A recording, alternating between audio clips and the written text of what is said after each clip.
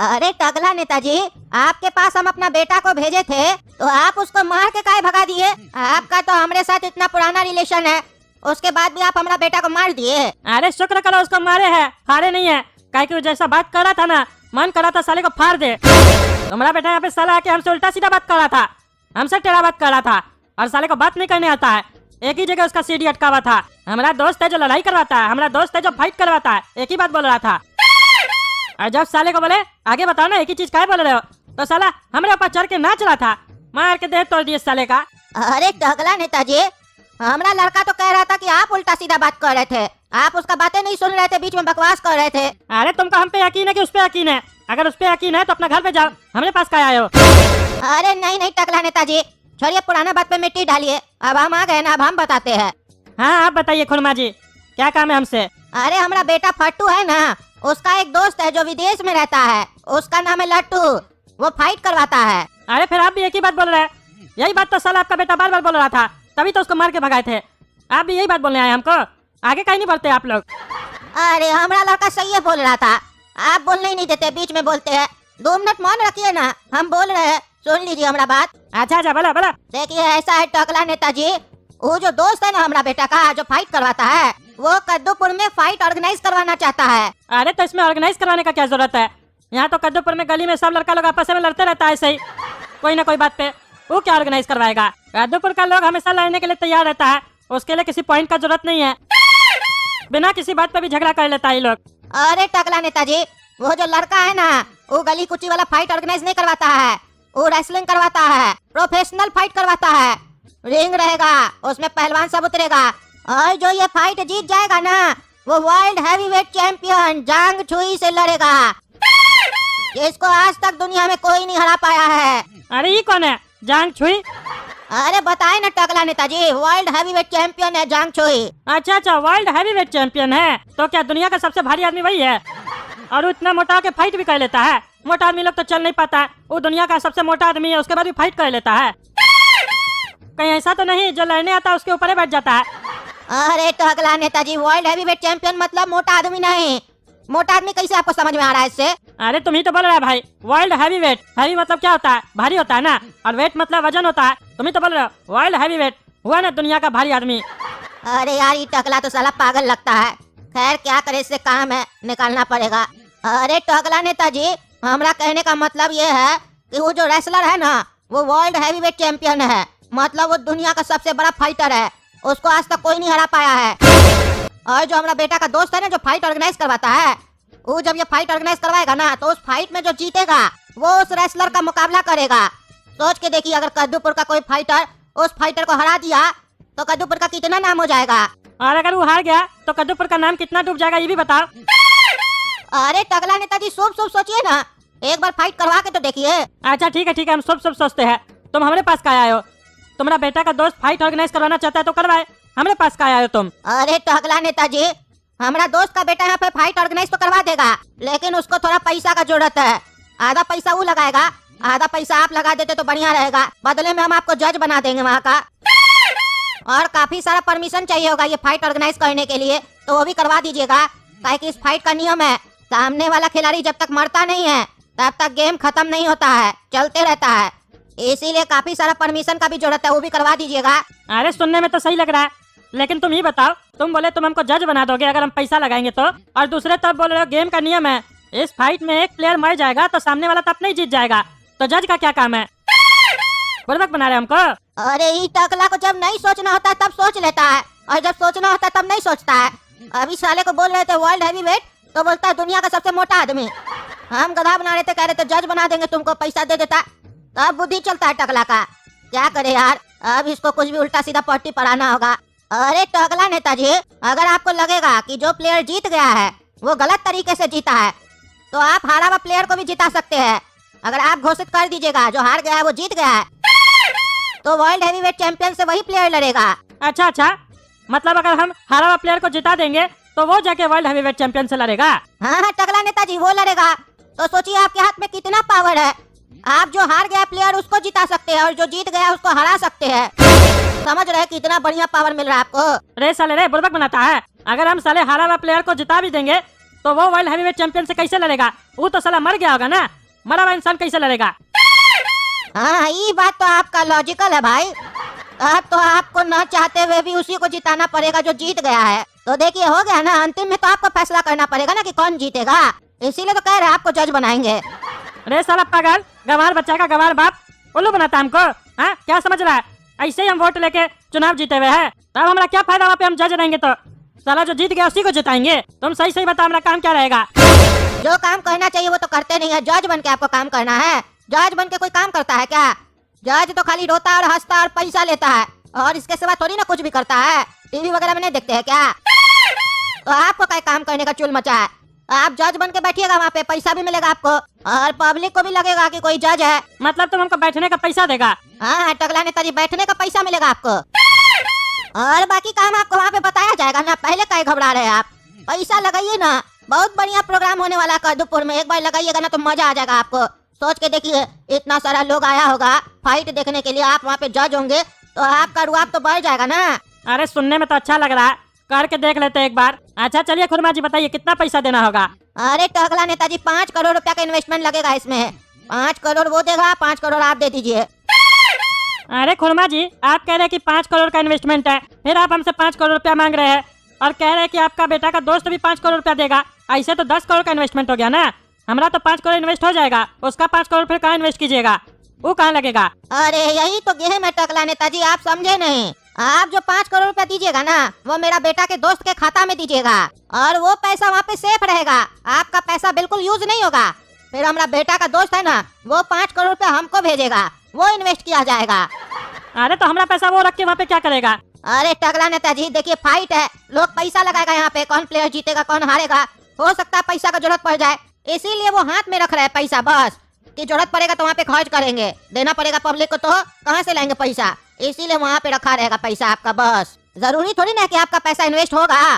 सारा पैसा तो हमारा बेटा का दोस्ते लगा रहा है, आपसे तो बस ऐसे ही ले रहे हैं कि जरूरत पड़ जाए तो खर्च करेंगे। आपको देखिए बहुत फायदा हो रहा है। आपका पैसा वहाँ विदेश का बैंक में रहेगा तो आपको इंटरेस्ट ज्यादा मिलेगा। आप जज बनिएगा तो उसका पैसा भी अलग से मिलेगा आपको, आपका नाम भी होगा। और क्या चाहिए आपको? और सबसे बड़ा बात तो ये है कि आपको कोई रिस्क भी नहीं है। कल को गेम नहीं भी चला, फाइट नहीं भी चला, तो हमारा बेटा का दोस्त का पैसा डूबेगा, आपका थोड़ी ना डूबेगा। आपका पैसा तो सेफ पड़ा है वहाँ पे। अरे तो उसका गारंटी क्या है कि हमारा पैसा वहाँ पे सेफ पड़ा रहेगा? अरे टकला नेताजी, हम है ना गारंटी, हमसे बड़ा गारंटी क्या चाहिए? आप हमारा कॉलर पकड़ के हमसे मांगिएगा, और कॉलर तो तब पकड़िएगा ना जब हम आपको पैसा नहीं देंगे। चिंता नहीं कीजिए, आप लगाइए ना, भरोसा है ना हमारे ऊपर। अरे सुनने में तो सही लग रहा है, पैसा का रिस्क भी नहीं है, जज भी बना रहा है। इतना सारा लोग आएगा, इतना बड़ा इवेंट होगा, तो हमारा नाम भी होगा, चुनाव भी आने वाला है, हम ही जीतेंगे। कि टकला नेता कद्दूपुर में ये सब इवेंट भी करवाता है, मजा आएगा पब्लिक लोग को। ऐसे भी कद्दूपुर में कुछ खास घूमने के लिए है नहीं, लोग भी आएगा घूमने के लिए, यहाँ पे फाइट वाइट देखेगा तो मजा आ जाएगा। विदेश से भी लोग सब आएगा। कर देते हैं इन्वेस्ट बेटा, टकला फायदा हो जाएगा चुनाव में। साला कद्दूपुर का कोई पहलवान जीते ना जीते, हम तो साला इलेक्शन जरूर जीतेंगे। अच्छा ठीक है खुरमा जी, हम पैसा लगाने के लिए तैयार है। आप खाता नंबर बता दीजिएगा, 2 दिन के अंदर पैसा ट्रांसफर हो जाएगा। अरे बहुत बहुत धन्यवाद टकला नेताजी, आप हमको बहुत सपोर्ट किए, हमारा बात रख लिए ना। देखिएगा, हम आपको ज्यादा सैलरी देंगे जज का। अब आप भी देखिएगा, हम आपका पैसा को कहां से कहां पहुंचा देंगे। अरे पैसा तो हमको पहुंचाना है ना, तुम्हारा बेटा का दोस्त का अकाउंट में, तुम कहाँ पहुंचाने का बात कर रहे हो? अरे टकला नेताजी, बहुत फायदा करवाएंगे। 5 करोड़ रुपए लगाइएगा ना, वही कह रहे हैं। चिंता नहीं कीजिए, अब बोल दिए तो हम खाता नंबर दे देंगे, पैसा पहुंचा के बता दीजिएगा। अरे हाँ बता देंगे। तब तक हम टकला नेताजी कद्दूपुर में अनाउंस करवा देते हैं कि कद्दूपुर में फाइट ऑर्गेनाइज होने वाला है। जिस पहलवान को फाइट में हिस्सा लेना है वो आके अपना फॉर्म भर ले और ऑडिशन दे दे। सेलेक्ट होने पे उसको मौका मिलेगा दुनिया का बड़ा बड़ा रेसलर लोग से फाइट करने का। सुनो सुनो सुनो, कद्दूपुर के वासियों कान खोल कर सुनो। कुछ ही दिनों के अंदर हमारे कद्दूपुर में फाइट ऑर्गेनाइज होने वाला है, जिसमें दुनिया भर के बड़े बड़े पहलवान आएंगे, और उन पहलवानों से आपको मुकाबला करने का मौका दिया जाएगा। और सोने पे सुहागा, कद्दूपुर का जो भी पहलवान इन पहलवानों को हराकर फाइनल स्टेज तक पहुंच जाएगा, उसे वर्ल्ड हैवीवेट चैंपियन जांग छुई से लड़ने का मौका मिलेगा। और अगर उसने उसे भी हरा दिया तो उसे 2 करोड़ का इनाम मिलेगा, और वो कहलाएगा वर्ल्ड हैवीवेट चैंपियन। तो अपने शहर कद्दूपुर का नाम रोशन करने के लिए जो भी पहलवान इस फाइट में हिस्सा लेना चाहते हैं, वो जल्द से जल्द फॉर्म फिलअप करें और ऑडिशन देकर फाइट लड़ने का मौका प्राप्त करें। और इस फॉर्म को भरने के लिए कद्दूपुर स्पोर्ट्स क्लब में आए, और साथ में 1000 रुपया भी लेकर आए। अरे घोड़ा कद्दू, सुना, कद्दूपुर में फाइट होने वाला है। इसमें वर्ल्ड हैवीवेट चैंपियन आएगा, जांग छुई। पापा हम लोग को बोल रहे थे ना, तुम लोग जीवन में कुछ नहीं कर पाएगा, अब मौका है कुछ कर दिखाने का। क्या बोलता है? 2 टाइम हम लोग भैंसिया का दूध पीते हैं, सोचो हम लोग के अंदर कितना ताकत होगा। ओ जांग छुई को छुई छुई बनाकर भगा देंगे यहाँ से। चलो पापा से 1-1 हजार रुपए लेते हैं और जाते हैं फॉर्म में डाल देते हैं अपना नाम भी। अरे हाँ रे काला कद्दू, हमारा तो बचपन से मन था कि हम बड़ा होके पहलवान बने। हमको बहुत मन करता है जिम वगैरह करने का। ये तो सुनहरा अवसर मिला हमको, कद्दूपुर में फाइट होने वाला है। पापा हम लोग के ऊपर 6 लाख रुपया खर्च करेंगे बोले थे ना, उनसे जाके 1,000 रुपया मांगते हैं और अपना नाम जाके लिखवा देते हैं वहाँ पे। हम लोग जरूर जाएंगे इस फाइट में और जीत के आएंगे, वर्ल्ड हैवीवेट चैंपियन बनेंगे हम। अरे हाँ चलो चलो, चल कर मांगते हैं पापा से 1-1 हजार रुपया और जाकर भरते हैं फॉर्म।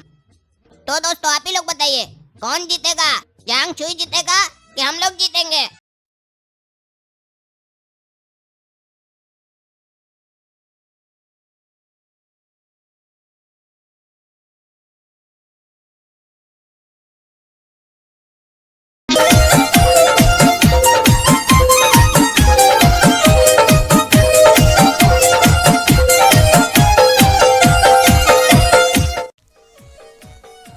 अजी सुनते हो, सारी स्त्रियां पूजा करने के लिए आ गई, इकट्ठा हो गए, परंतु अभी तक पंडित जी नहीं आए हैं। जल्दी से फोन करके पंडित जी को बुलाइए, पूजा में लेट हो रहा है। अच्छा अच्छा ठीक है, तनी सा थम जा, हम अभी तुरंत पंडित जी का बुलावा तानी।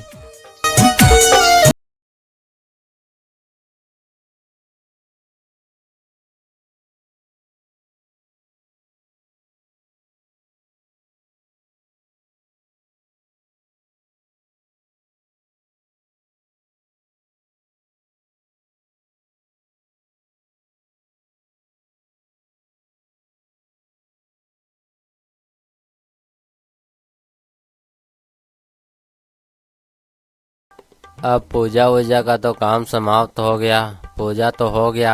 चलिए अब हम कथा कहते हैं, जो जितवाहन बाबा का प्रसिद्ध कथा है उसे हम सुनाते हैं, आप लोग ध्यान से सुनिएगा। यमुना नदी के किनारे एक किनारा पर मरुस्थल था तो दूसरे किनारा पर एक गांव। उसी मरुस्थल में एक बहुत ही घना पेड़ था जिस पर एक चील रहा करती थी और प्रतिदिन एक सियार उस चील से मिलने आता था। वो दोनों बहुत ही गहरे दोस्त थे। एक दिन की बात है, उसी पेड़ से एक व्यक्ति और एक पंडित गुजर रहा था। तो व्यक्ति पूछता है, पंडित जी कहाँ जा रहे हो? तो पंडित बोलता है, अरे बेटा तुम्हें नहीं पता क्या, मैं जितवाहन बाबा का पूजा कराने जा रहा हूँ। तो व्यक्ति पूछता है, क्या पंडित जी जितवाहन बाबा का पूजा? पंडित जी ये क्या होता है? तो पंडित जी पूरे व्याख्या में बताते हैं उस व्यक्ति को। तभी वहाँ पर दोनों दोस्त चील और सियार यह बात पूरी की पूरी सुन लेते हैं। तो फिर सियार चिल से बोलता है कि चिल भाई चलो ना हम भी जितवाहन पूजा करते हैं, व्रत रखते हैं जितिया का। तो चिल भी बोलती है, हाँ सियार भाई हाँ बात सही कह रहे हैं, चलिए हम पूजा रखते हैं। तो दोनों पूरी रात भूखे रहने का निश्चय किया, लेकिन जो सियार था वह बगल की मरुस्थल से कुछ हड्डियां लेकर आता है और खाने लगता है। तो जो हड्डी खाने की आवाज थी कड़कड़, वो सुनाई पड़ता है चिल को। तो चिल बोलती है, अरे सियार भाई क्या कर रहे हो? ये कड़कड़ की आवाज कहाँ से आ रही है? तो सियार बोलता है, अरे चिल भाई तुम ऊपर बैठे होता ना, नीचे नदी के किनारे के कारण मुझे बहुत ठंड लग रही है, इसके कारण हमारा दांत कट कट कर रहा है तो आपको सुनाई पड़ रहा है। तो फिर चिल बोलता है, हाँ तो ठीक है सियार भैया, आप अपना हाल जानिएगा क्या कर रहे हैं। तो फिर सुबह हुई। सुबह होने के बाद चिल जो था वह उड़ते उड़ते बगल के गांव में गया। वहाँ पर एक गौवाला दूध दूहकर बाल्टी में रखा था। तभी चिल एक चोंच मारा और अपना पारण कर निकल गया। फिर कुछ साल बाद दोनों एक साथ मिले तो चिल के ढेर सारे बच्चे थे लेकिन सियार के एक भी नहीं। तो इस कथा से हमें यही सीख मिलती है, जो काम करना चाहिए वो पूरी तरह करना चाहिए। आपने देखा जो भूखने का समय था वो भूखा नहीं सियार, इसके कारण उसके बाल बच्चे एक भी नहीं हुए और चिल के पूरे बाल बच्चे हो गए।